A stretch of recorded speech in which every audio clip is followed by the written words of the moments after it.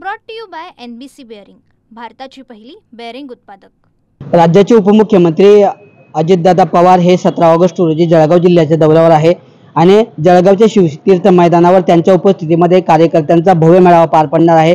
आपण आता त्या ठिकाणी आहोत। त्याच या ठिकाणी जे सभामंडप उभारलं जात आहे याच ठिकाणी हा कार्यक्रम होणार आहे। भव्य असं या ठिकाणी सभामंडप उभारण्यात येत आहे। पावसाळ्याचे दिवस असल्याने वॉटरप्रूफ असं हे मंडप आहे। तर दुसरीकडे नागरिकांना बसण्यासाठीची व्यवस्था असेल किंवा व्यासपीठ असेल अशी वेगवेगळी तयारी या ठिकाणी पूर्ण केली जात आहे। आणि याच तयारीचा आज माजी मंत्री अनिल पाटील यांनी या ठिकाणी या तयारीचा आढावा घेतलेला आहे। आपल्यासोबत स्वतः अनिल पाटील आहेत। काय सांगणार दादा, निवडणुकीनंतर पहिल्यांदाच उपमुख्यमंत्री अजितदादा हे आपल्या जळगाव जिल्ह्याच्या दौऱ्यावर येत आहेत। मुळामध्ये राष्ट्रवादी काँग्रेस पक्षाच्या धुळे, जळगाव, नंदुरबार जिल्ह्यातल्या कार्यकर्त्यांना हा प्रचंड मोठ्या प्रमाणावरती आनंद आहे। कार्यकर्त्यांमध्ये जोश आहे। लोक संघर्षातून आणि चळवळीत काम करणाऱ्या मेहनती कार्यकर्त्यांचा प्रवेश हजारोच्या संख्येने, जवळपास 20 ते 25 हजार आदिवासी भागामध्ये बहुतांश काम करणाऱ्या कार्यकर्त्यांचा प्रवेश हा जळगावला 17 तारखेला उपमुख्यमंत्री अजितदादांच्या साक्षीने त्या या ठिकाणी पार पडणार आहे। या कार्यक्रमासाठी भुजबळ साहेब असणार आहेत, कोकाटे साहेब असणार आहेत, झिरवळ साहेब असणार आहेत, नवाब मलिक साहेब असणार आहेत।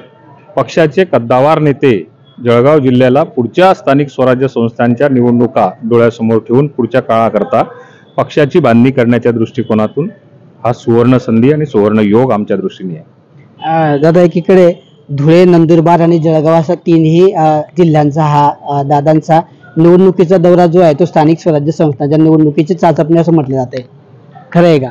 नाही, मुळात स्थानिक स्वराज्य संस्था असतील, पक्षाच्या संघटना असतील, महायुती म्हणून आम्हाला पुढच्या निवडणुकींसमोर कसं जायचं याच्या बाबतीत चर्चा असेल, ती धुळ्याची, जळगावची आणि नंदुरबारची।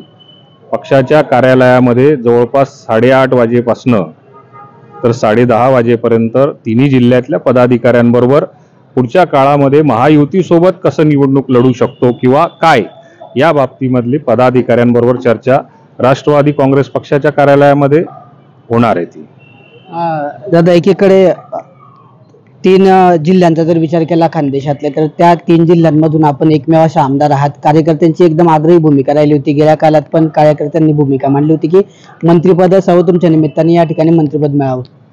हे बघा, पक्षाच्या माध्यमातून दादांनी आतापर्यंत मला खूप काही दिलेलं आहे। एक सर्वसामान्य कुटुंबातल्या व्यक्तीला जर का राज्याच्या मंत्रिमंडळात काम करण्याची संधी मिळाली तर ती एक जबाबदारी आहे की माझं काम आहे, पक्ष वाढला पाहिजे, पक्षामध्ये नवनवीन लोक आले पाहिजे आणि आता स्थानिक स्वराज्य संस्थांच्या माध्यमातून आपल्याकरता मेहनत घेणारे कार्यकर्ते यांच्याकरता मेहनत घेणं ही जबाबदारी आहे।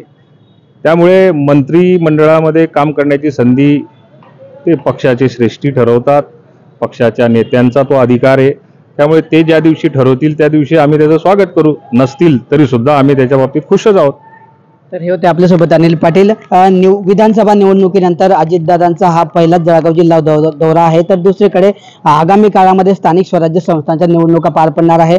त्यामुळे अजितदादा यांच्या दौऱ्याला राजकीय महत्त्व सुद्धा प्राप्त झालेलं आहे। नेमकं आता या ठिकाणी अजितदादा धुळे, नंदुरबार, जळगाव जिल्ह्यातील कार्यकर्त्यांची सुद्धा आढावा बैठक घेणार आहेत। त्यामुळे जळगाव जिल्ह्यामध्ये होणाऱ्या या कार्यक्रमामध्ये आता अजितदादा निवडणुकांपूर्वीची नेमकी पक्षाची काय भूमिका स्पष्ट करतात, जळगाव जिल्ह्यासाठी नेमकी काय वेगळी घोषणा करतात याकडे संपूर्ण जिल्ह्याचं लक्ष लागलेलं आहे। कॅमेरा पर्सन वसीम कासोबत Kishor Patil, TV9 Marathi, Jalgaon. Brought to you by NBC bearing, भारताची पहिली बेअरिंग उत्पादक।